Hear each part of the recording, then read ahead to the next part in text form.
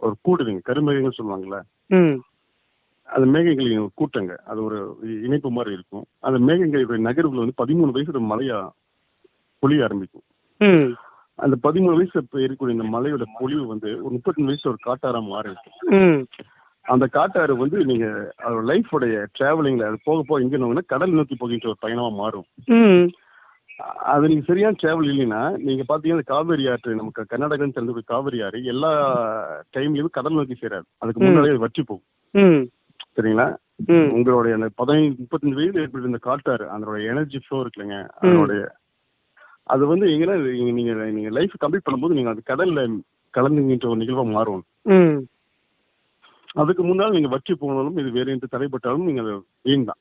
ம் ம் அதனால ஒரு சில நேரங்களில் வந்து ஆன்மீகத்துக்கு இருக்கும்போது நீங்க அதை வற்றி போயிடும், இல்லைன்னா குட்டையில போய் தேங்கிடும், இல்லை குளங்களை போய் தேங்கிடும், அது பாசம் பிடித்து துர்நாற்றங்களா மாறும். ம் ஸோ இந்த இந்த நிகழ்வு வந்து ஒரு லைஃபோடைய நான் டோட்டல் ஒரு மனிதனோட வாழ்க்கையோட டிராவலே நான் ஒரு கிராப் பண்றேன். ம் ஒரு மனிதனோட 35 வயசுங்கிறது மிக முக்கியமான காலகட்டங்க. அதுல வந்து நீங்க உங்களுக்கு விருப்பம் இருந்தாலும் இல்லாட்டியும் அந்த லைஃப் ஒரு வேறு ஒன்று மாறுங்க. ம் நீங்க காட்டாறு பாத்திருக்கீங்களா? ம் பார்த்துருக்கேன். காட்டாறு பாத்திருக்கீங்களா? ம் அடிச்சு நுறுக்கிட்டு வரும். அந்த அந்த எனர்ஜி இருக்குங்க, அந்த சக்தி, அந்த பேராற்றல் இருக்குல்ல, ம் அந்த இது வந்து எல்லா காலகட்டையும் ஒவ்வொரு மனிதனுக்கும் நிகழும். அவன் போகிட்ட மனிதன், அவன் சோம்பேறி, அதெல்லாம் ஒன்றும் இல்லை.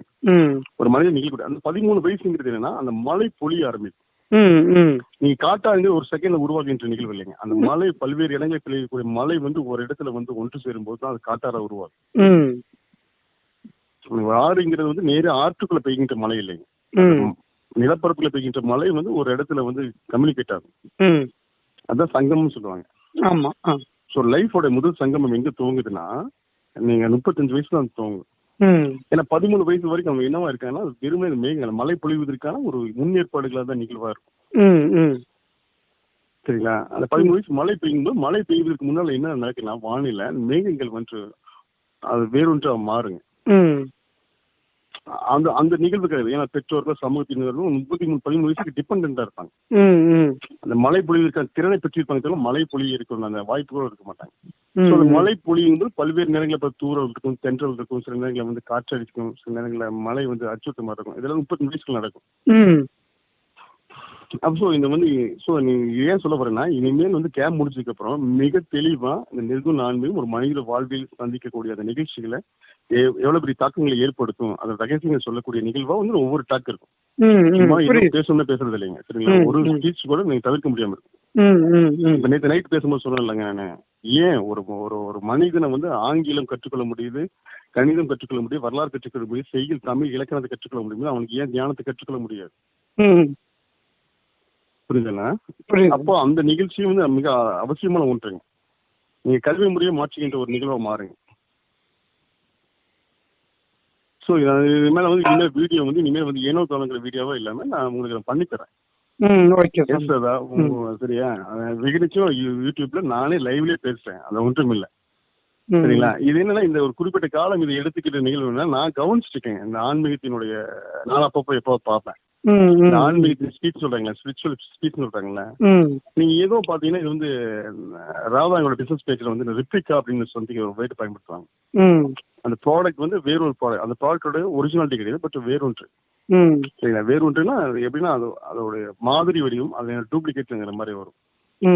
ஸோ இந்த ரிப்ளிகா ரிலீஜியன் தான் இங்க இருக்குதுங்க பூமியில. நீங்க யாரோ ஒரு ஆன்மீகத்தையும் எடுத்துட்டு மறுபடியும் வந்து வேறு வேறு அதைவே பூசி மெழுகின்ற இல்ல ரிப்ளிகா ரிலீஜியன் இருக்குல்லங்க, எல்லாம் மாமா உட்பட இதுல இருந்து நம்ம மாறுபட்டு இருக்கோம். நான் அந்த நிகழ்வை கவனிச்சுட்டு இருக்கேன். யாராவது புதிய செய்தி சொல்றாங்க, புதிய ஆன்மீகம் சொல்றாங்கன்னா யாருமே இல்லை. நீங்க நல்லா கவனிச்சீங்கன்னா நீங்க இந்த பூமியில எல்லா ஆன்மீக தலைவர்களும் பேசுகின்ற எல்லாரும் சொல்றாங்க, சொல்லக்கூடிய எல்லா மனிதர்களும் என்ன பேசுறாங்கன்னா அவங்க ரிப்ளிகா ரிலீஜியன்.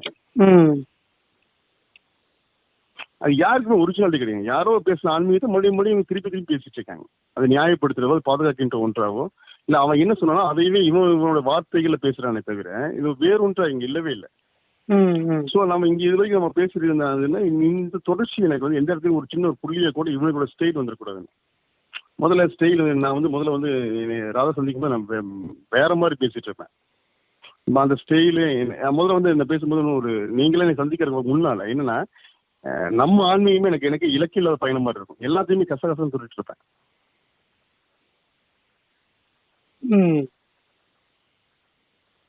எல்லாத்தையுமே வந்து கசகசன்னு சொல்லிட்டு இருப்பேன். எங்க போய் என்னதான் பேச வரான்னு தெரியாம நான் கூட பேசிட்டு இருந்தேன். அப்போ இந்த ராதா வந்து பேம்லெட் பண்ணாங்க, இது என்னங்க சொல்ல வரலாம் சொல்லிட்டு இருக்கும்போது நான் வந்து டிசைன் பண்ணேன். இப்போ பார்த்தீங்கன்னா மான், அந்த கிராப்பு, அந்த டிஸ்டாயிங் ஃப்ளோவிங் எல்லாம் ஸ்டெப் பை ஸ்டெப் அதை ஒவ்வொரு நாளும் வந்துச்சு. இப்போ நம்ம கேம்புங்கிற ஒரு இறுதி வடிவம்னு வச்சுக்கோங்களேன், நிர்வகிச்சிருக்கான ஒரு ஒரு முழுமையான ஒரு ஒரு வரைபடத்தையும் வரைகின்ற ஒரு நிகழ்வாக தான் அது இருக்கும். அதுக்கப்புறம் நான் பேசணும்னா எது குறித்து பேசுறேன்னு இருக்கும். முதல்ல தொடர்ச்சியா டெய்லி ஒரு 10 தடவை நினைவுபடுத்திருப்பாங்க, பேசுறாங்க அப்படின்னு. இது எனக்கு வருத்தம் தான். என்ன ஏன் பேச மாட்டேன்னா, நான் உங்களோட பேசுறேன்ல, அது